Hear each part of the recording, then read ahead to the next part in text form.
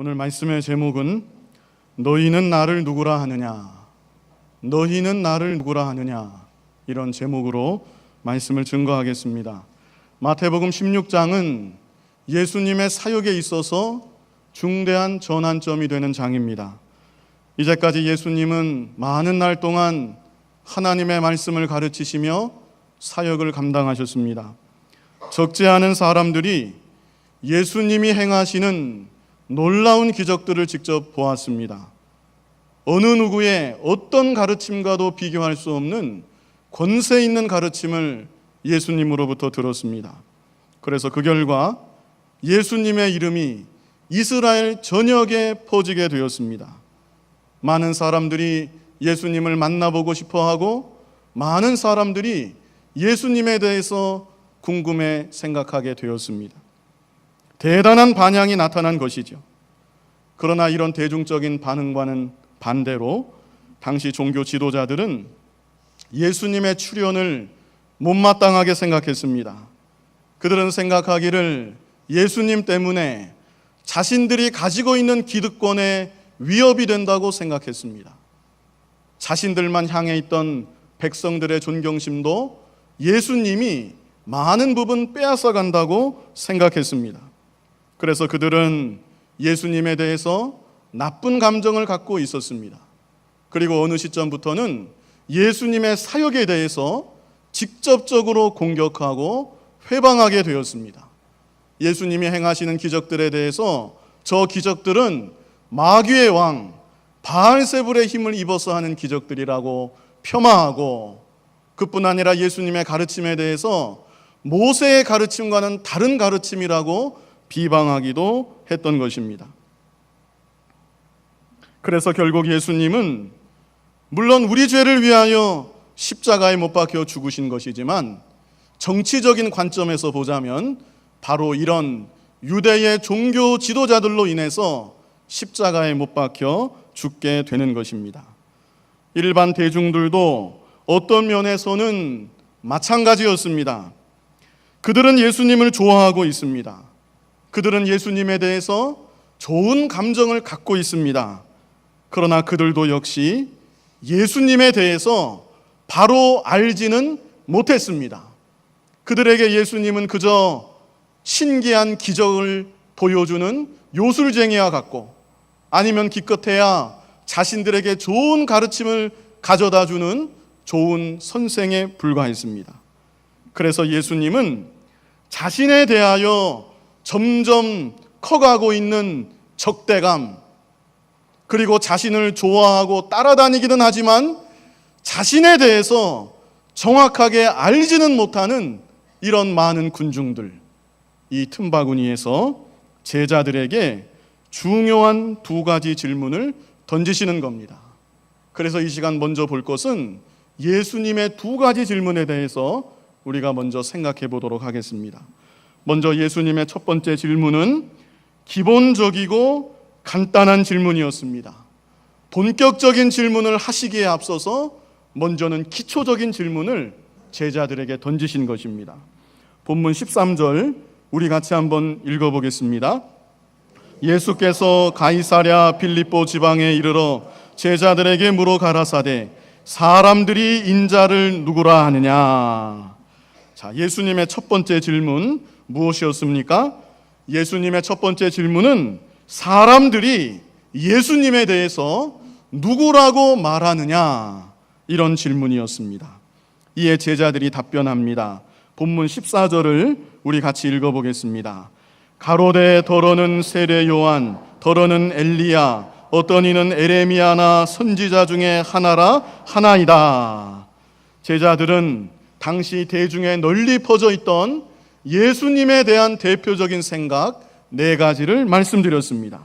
어떤 사람들은 예수님을 세례 요한과 같다고 하고, 또 어떤 사람들은 엘리야, 어떤 사람들은 에레미야, 또 어떤 사람은 나는 누구인지 정확하게 모르겠으나 선지자 중에 한 사람 같다, 이렇게 말한다는 것입니다.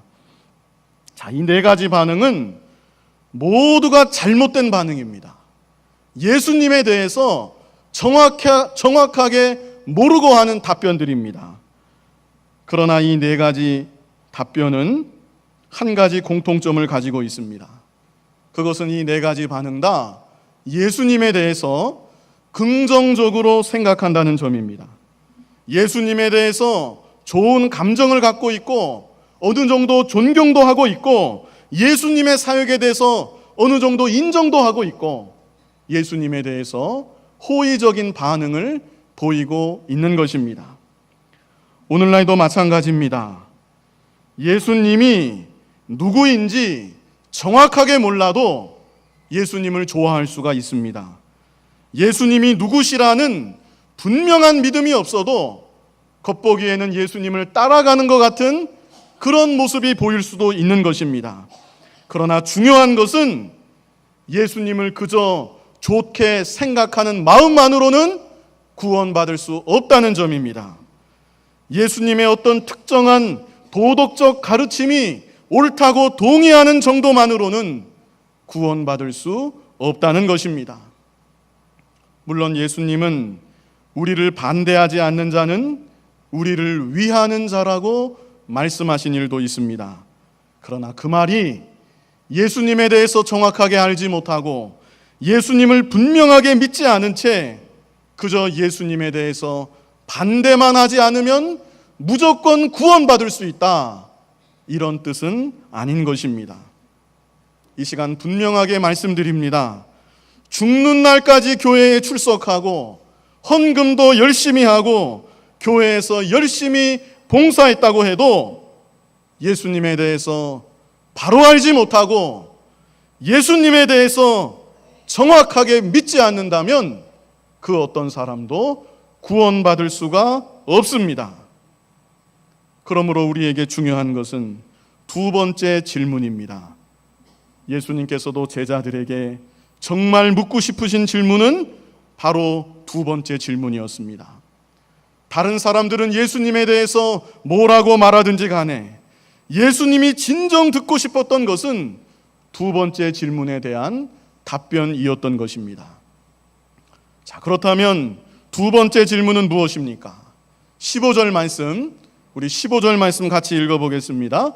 가라사대 너희는 나를 누구라 하느냐? 세상은 예수님에 대해서 뭐라 하든지 너희는 나를 누구라 하느냐? 예수님이 물어보셨습니다.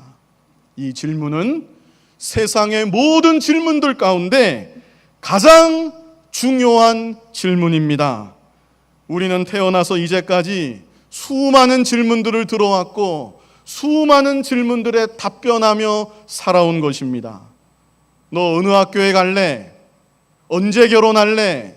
누구와 결혼할래? 어디서 살래? 차는 어떤 차가 갖고 싶어? 우리는 이와 같은 수많은 질문들을 들어왔고 이 질문들에 입으로, 삶으로, 행동으로 답변하며 살아오고 있는 것입니다.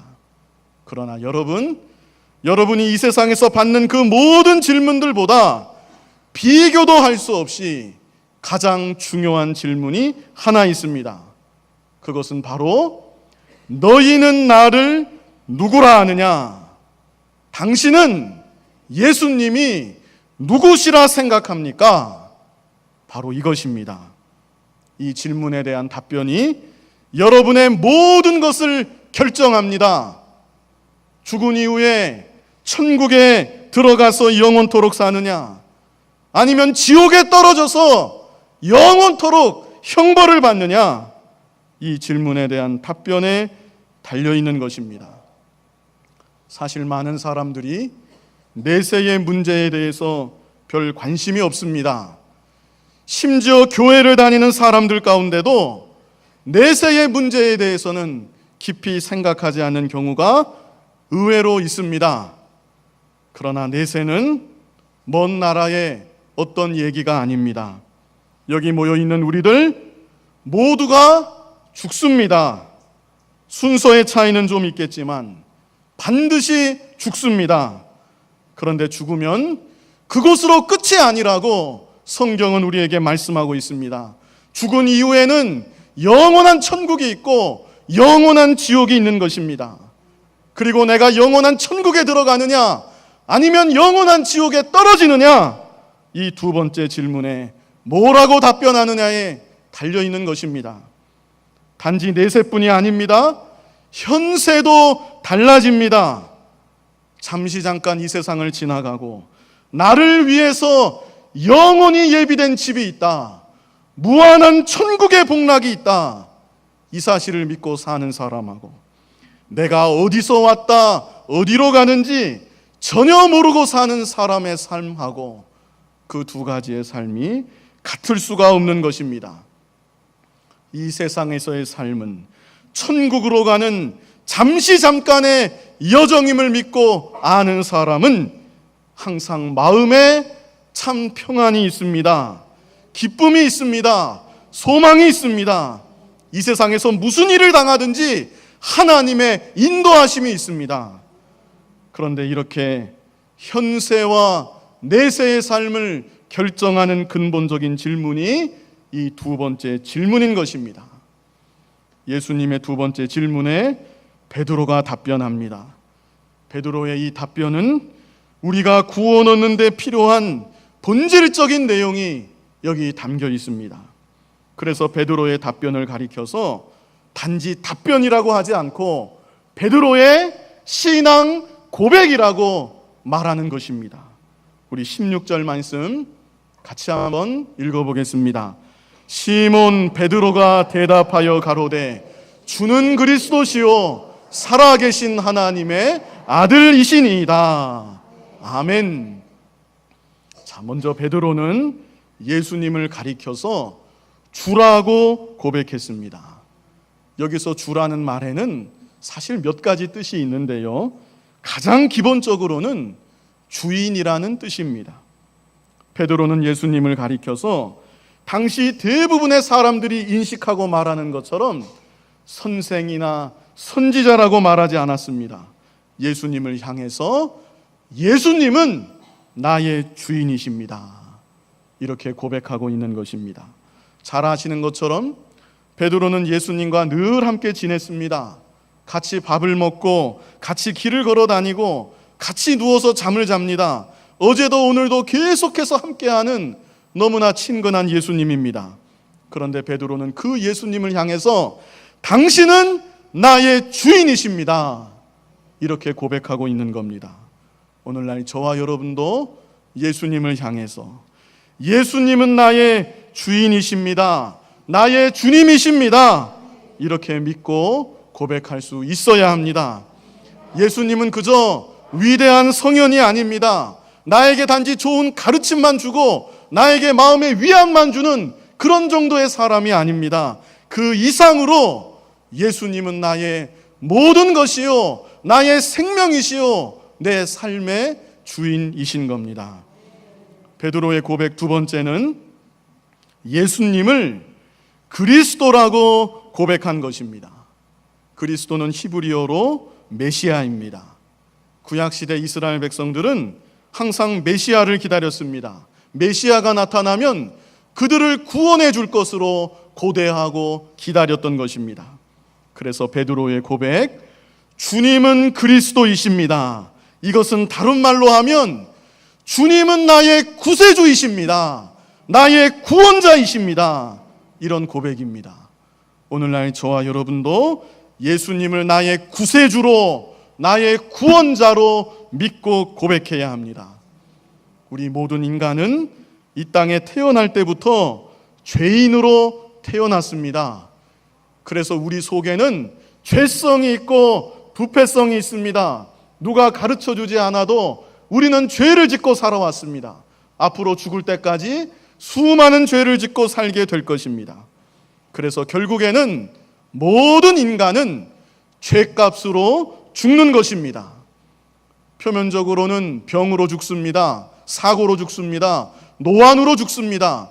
죽는 모습은 다양합니다. 그러나 근본적으로 모든 인간이 죽는 것은 죄값으로 죄 때문에 죽는 것입니다.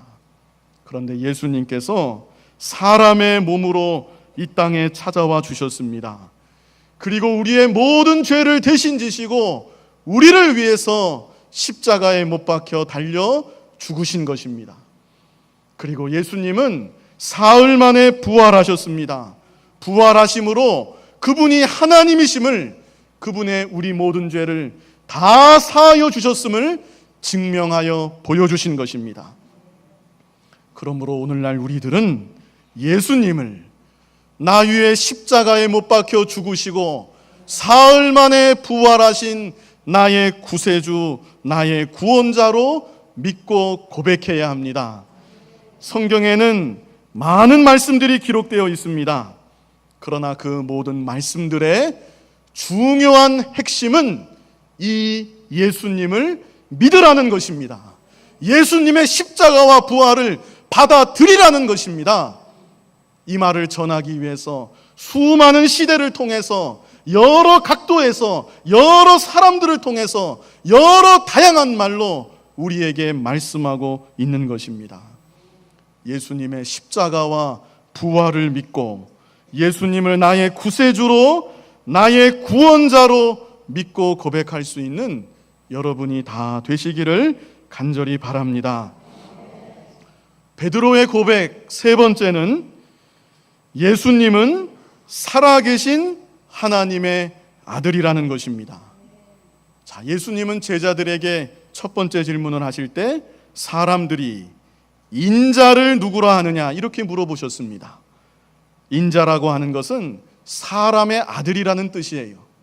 사람의 아들은 곧 사람입니다. 그래서 인자라고 하는 말은 예수님의 인성을 강조하는 표현입니다. 그런데 베드로는 답변하기를 주님은 하나님의 아들이십니다. 이것은 주님을 향해서 신성을 가진 하나님 되심을 믿고 고백한 것입니다. 후에 도마도 이와 비슷한 고백을 했습니다. 부활하신 예수님이 나타나셨다는 그런 제자들의 말을 듣고는 나는 믿지 못하겠다. 내가 직접 내 손으로 예수님의 못자국을 만져보고 창자국을 만져보기 전에는 부활하신 예수님 나는 믿지 못하겠다. 그런데 여드레 지나서 부활하신 예수님이 도마 앞에 나타났습니다. 그리고 도마에게 도마야 이리 와서 내 못자국을 보고 네 손을 넣어서 내 창자국을 만져보아라. 그때 도마가 뭐라고 고백합니까? 나의 주시며 나의 하나님이시니이다. 도마가 이렇게 고백했습니다. 도마뿐이 아닙니다. 신구약의 여러 구절에서 예수님은 하나님 되심을 증거하고 있습니다. 여호와의 증인이라는 이단은 예수님이 하나님 되심을 믿지 않는 이단이 여호와의 증인입니다. 나머지는 우리와 비슷한 얘기를 많이 해요. 그래서 우리를 미혹하는데 이 시간 분명히 아시기 바랍니다. 성경의 많은 구절들이 예수님이 하나님 되심을 증거해요. 구약에서 한 절, 신약에서 한 절만 제가 뽑았는데요.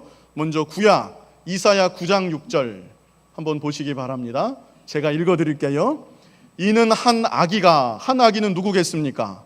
예수님이죠. 한 아기가 우리에게서 낳고 한 아들을 우리에게 주신 바 되었는데 그 어깨에는 정사를 메었고, 계속 예수님에 대한 설명입니다. 그 이름은 기묘자라 모사라, 그 다음 뭐라 그랬습니까? 전능하신 하나님이라 영존하시는 아버지라 평강의 왕이라 할 것임이라. 예수님은 하나님 되심을 증거하고 있는 것입니다. 요한일서 5장 20절도 한번 보시기 바랍니다. 제가 또 읽어드리겠습니다. 또 아는 것은 하나님의 아들이 이르러 우리에게 지각을 주사 우리로 참된 자를 알게 하신 것과 또한 우리가 참된 자 곧 그의 아들 예수 그리스도 안에 있는 것이니 그는 누굽니까? 예수 그리스도예요. 그는 참 하나님이시오 영생이시니라. 그래서 예수님은 하나님 되십니다. 하나님 되신 우리 예수님께서 하늘의 모든 영광을 버리시고 이 땅에 오사 우리 위해서 십자가에 못 박혀 달려 죽으신 것입니다. 여기까지 베드로의 고백 세 가지였습니다. 예수님은 나의 주인이십니다. 예수님은 나의 구세주, 구원자이십니다. 그리고 그 예수님은 하나님이십니다. 이것이 베드로의 고백이었습니다. 이제 예수님이 말씀하십니다. 본문으로 돌아가서 본문 17절 우리 같이 한번 읽어보겠습니다. 예수께서 대답하여 가라사대 바요나 시몬아 내가 복이 있도다.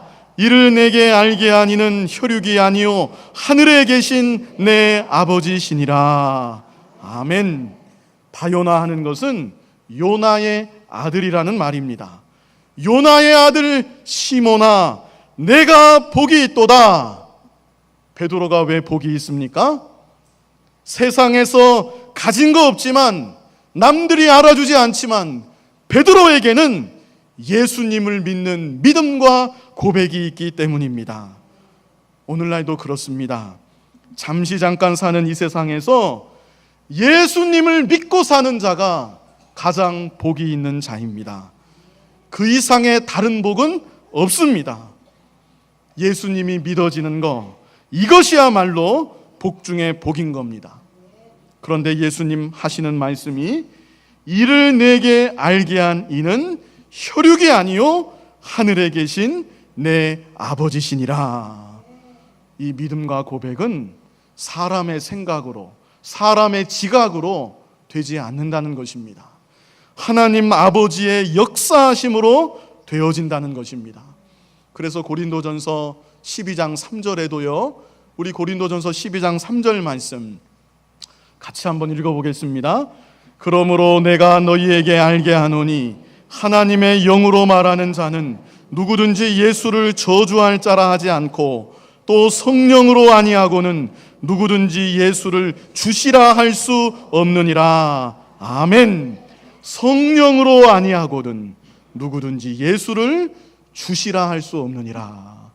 예수님을 주님으로 믿고 고백하는 것, 성령 하나님의 감동과 역사로만 된다는 것입니다.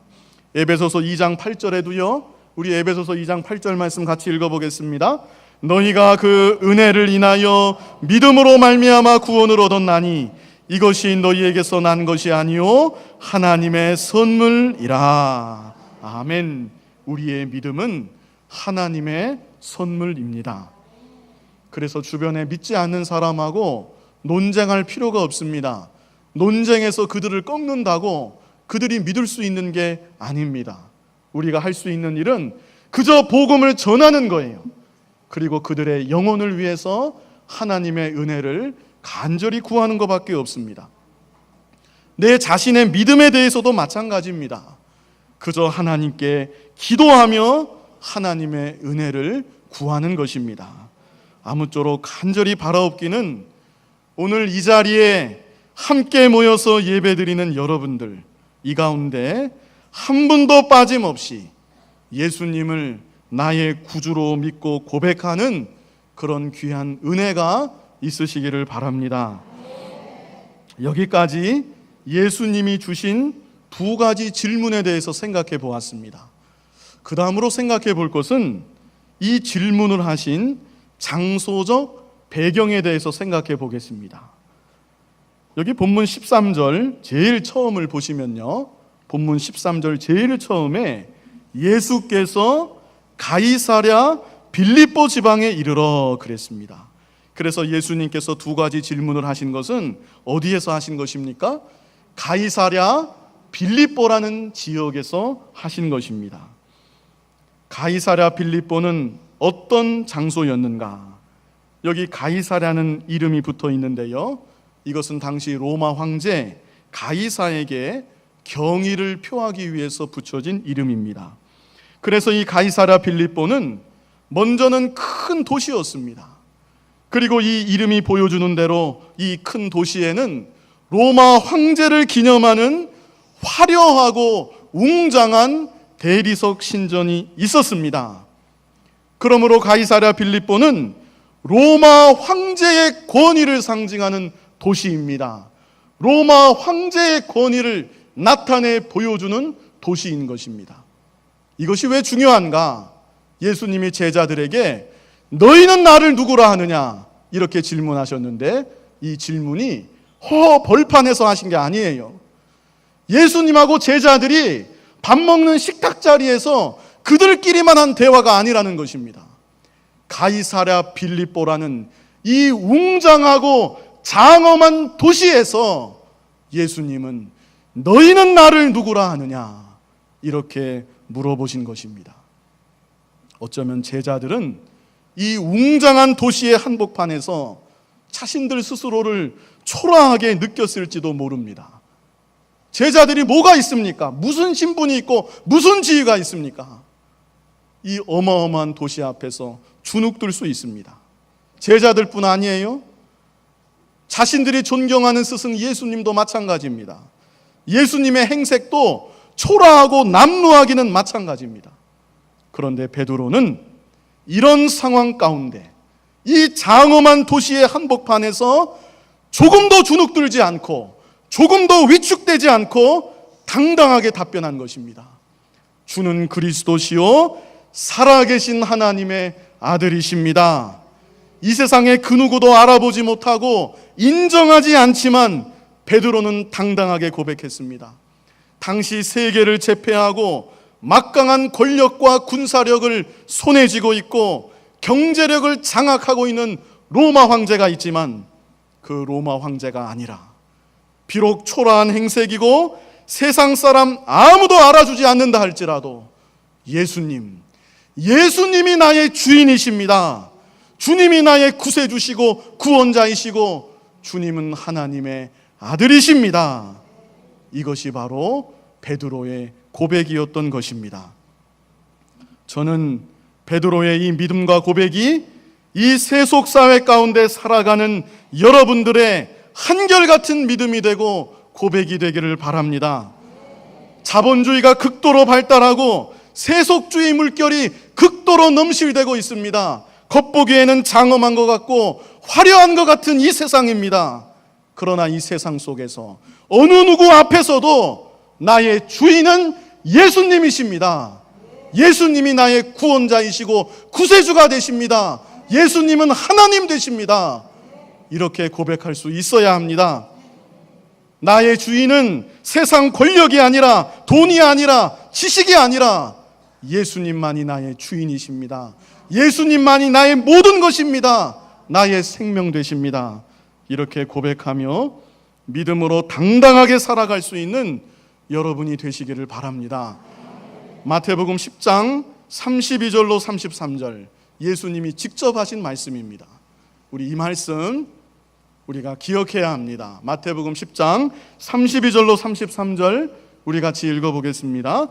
누구든지 사람 앞에서 나를 시인하면 나도 하늘에 계신 내 아버지 앞에서 저를 시인할 것이요 누구든지 사람 앞에서 나를 부인하면 나도 하늘에 계신 내 아버지 앞에서 저를 부인하리라. 아멘. 이 세상 어디에서 무엇을 하든지 어느 누구 앞에 있든지 예수님을 나의 주인으로, 예수님을 나의 구세주 구원자로, 예수님을 하나님의 아들로 고백하며 살아가야 되겠습니다. 이제 마지막으로 내가 이 반석 위에 내 교회를 세우리라 예수님이 하신 말씀에 대해서 우리 마지막으로 보겠습니다. 본문 18절로 돌아가서 예수님 계속 말씀하십니다. 우리 본문 18절 말씀 같이 읽어보겠습니다. 또 내가 내게 이르노니 너는 베드로라 내가 이 반석 위에 내 교회를 세우리니 음부의 권세가 이기지 못하리라. 아멘. 내가 이 반석 위에 내 교회를 세우리니 이 반석 위에만 빼고 보면요 내가 내 교회를 세우리니 이것이 예수님의 선언입니다. 내가 내 교회를 세운다. 그러므로 교회의 주인은 오직 예수님이십니다. 그뿐 아닙니다. 내가 내 교회를 세운다.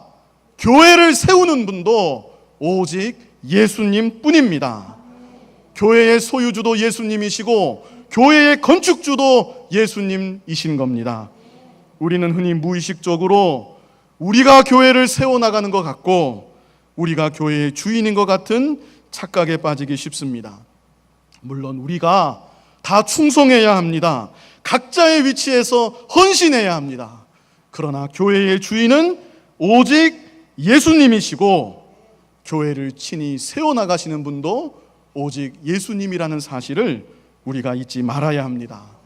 우리는 그저 예수님의 교회를 친히 세워나가실 때 그 일에 쓰임받고 이용당할 뿐인 것입니다.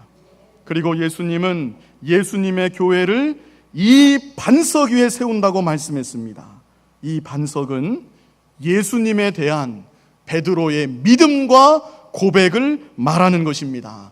그래서 여러분, 중요한 것이 참교회가 어떤 교회인가? 예수님에 대한 바른 믿음과 고백 이외에 예수님이 주인이 되셔서 예수님이 친히 세워나가시는 교회, 그 교회가 진짜 교회인 것입니다. 그러므로 교회에서는 예수님 위에 그 어느 것도 있어서는 안 됩니다. 참성도의 중심도 마찬가지입니다. 예수님 위에 그 어떤 것도 두어서는 안 됩니다. 그러나 안타깝게도 사람들은 예수님은 눈에 보이지 않고 시간이 흘러감에 따라 예수님 위에 다른 무언가를 얹으려고 합니다. 예수님의 이름만으로는, 예수님의 눈에 보이지 않는 형상만으로는 이 세상이 알아주지 않으니까 예수님 위에 자꾸 무언가를 덧붙여 올리려 하고, 그래서 스스로 만족하고 세상에서도 인정받기 원하는 것입니다. 그러나 그렇게 되는 순간 그곳은 이미 교회가 아닙니다. 그렇게 되는 순간 그 사람은 이미 하나님의 사랑을 입은 참된 성도의 모습은 아닌 겁니다. 그동안 우리 교단에서 중추적 역할을 감당했던 어느 교회가 심각한 문제를 겪고 있습니다. 몇 년 전만 해도 이런 일이 벌어질 것이라고는 상상조차 할 수 없는 교회였습니다. 사람의 생각으로만 보면 세상의 어떤 교회보다도 진리의 말씀 위에 굳건히 세워져 나가는 교회였습니다. 그러나 그 교회에 심각한 문제가 생겼고, 그로 인해서 많은 성도들이 상처를 받고 교세가 약화되고 아직까지도 문제가 해결되지 않고 있습니다. 물론 그 교회에 이런 사태가 발생한 주요한 원인은 있습니다. 그러나 제 생각으로는 가장 근본적인 원인은 어느 순간부터 그 교회의 머리에는 예수님이 아닌 다른 누군가가, 다른 무엇인가가 있었던 겁니다. 우리가 잘 아는 대로 사도시대 이후 초대교회들도 다 마찬가지였습니다. 사도 바울이 개척한 교회 지금 어디에 있습니까? 사도 베드로가 목회한 교회, 사도 요한이 목회한 교회 지금 다 어디에 있습니까? 많은 세대가 지나지 않아서 다 무너지고 없어지고 말았습니다. 네로 황제의 박해를 이겨냈습니다. 도미티안 황제의 박해를 순교로 통과한 교회들입니다. 그러나 그 교회의 성도들 마음 가운데 우리 교회는 사도 바울이 개척한 교회야. 우리 교회는 사도 요한이 목회한 교회야. 우리 교회는 수많은 순교자를 배출한 교회야. 이런 인간적인 자부심이 생기고, 그리고 그 자부심이 예수님을 자랑하고 복음을 자랑하는 마음보다 더 위에 올라갈 때 하나님은 그 역사적인 교회들도 내버려 두지 않으신 것입니다. 예수님이 머리가 되지 않으신 교회 하나님께서 친히 깨뜨려 무너뜨리신 것입니다. 교회의 머리는 오직 예수님이십니다. 교회의 자랑도 오직 예수님뿐입니다. 우리가 자랑하고 교회가 자랑할 것은 오직 예수님밖에 없고 복음밖에 없는 것입니다. 그러므로 오직 예수님만을 높이고 예수님만을 자랑하고 예수님의 손에 붙들려서 잘 쓰임받는 우리들이 되고 우리 교회가 되어야 하는 것입니다. 예수님은 말씀하십니다. 내가 이 반석 위에 내 교회를 세우리니 음부의 권세가 이기지 못하리라. 여기서 음부의 권세는 지옥의 권세, 마귀의 권세, 사탄의 권세, 사망 권세 말하는 것입니다. 예수님에 대한 바른 믿음과 바른 고백 위에 예수님이 주인이 되셔서 예수님이 친히 세워나가시는 그 교회는 세상의 어떤 어두움의 권세도 이길 수가 없다는 것입니다. 우리 개개인도 마찬가지입니다. 예수님을 믿는 우리 안에는 성령이 거하시고 있는 성령의 전이고, 우리들 한 사람 한 사람이 교회인 것입니다. 우리들이 움직이는 금초대인 것입니다. 그러므로 우리들 한 사람 한 사람도 예수님을 믿는 바른 믿음과 고백이에 예수님을 주인으로 삼고 믿음으로 세워져 나간다면 이 세상의 어떤 권세도 우리들을 넘어뜨릴 수 없는 것입니다. 하나님이 함께 하시는 하나님의 성전된 하나님의 자녀를 이 세상에 그 어떤 것도 흔들 수가 없습니다. 오늘 너희는 나를 누구라 하느냐, 이런 제목으로 말씀을 증거했습니다. 베드로의 고백과 같이 예수님은 나의 주인이십니다. 예수님은 나의 구세주, 구원자가 되십니다. 예수님은 하나님의 아들이시오 하나님이십니다. 이 세상을 살아가는 동안 어느 누구 앞에서도 어떤 환경에서도 당당하게 예수님을 믿음으로 고백할 수 있는 우리가 되어야 하고, 그뿐 아니라 예수님이 나의 주인이 되셔서 내가 세움받아 나아가고, 그렇게 세움받아 나갈 수 있는 우리들 자신이 되고 우리 교회가 되기를 간절히 바랍니다. 거룩하신 아버지 하나님, 교회의 주인이 되셔서 친히 교회를 세워나가시는 주님의 은혜와 사랑을 감사합니다. 아버지 하나님, 이 세상을 살아가는 동안 어느 누구 앞에서도 어떤 환경 앞에서도 예수님이 나의 주인이십니다. 예수님이 나의 구세주, 구원자이시며 하나님 아들 되십니다. 예수님에 대한 믿음과 고백을 당당하게 밝히며 살아갈 수 있는 우리 모두가 되게 하여 주옵소서. 예수님이 주인이 되시고 예수님이 친히 예수님에 대한 바른 믿음 위에 세워나가시는 교회는 음부의 권세가 이기지 못한다고 말씀해 주셨사오매, 예수님이 주인이 되사 세워나가는 우리 교회가 되고 우리들 자신이 다 되게 하여 주옵소서. 예수님 이름으로 기도하옵나이다. 아멘.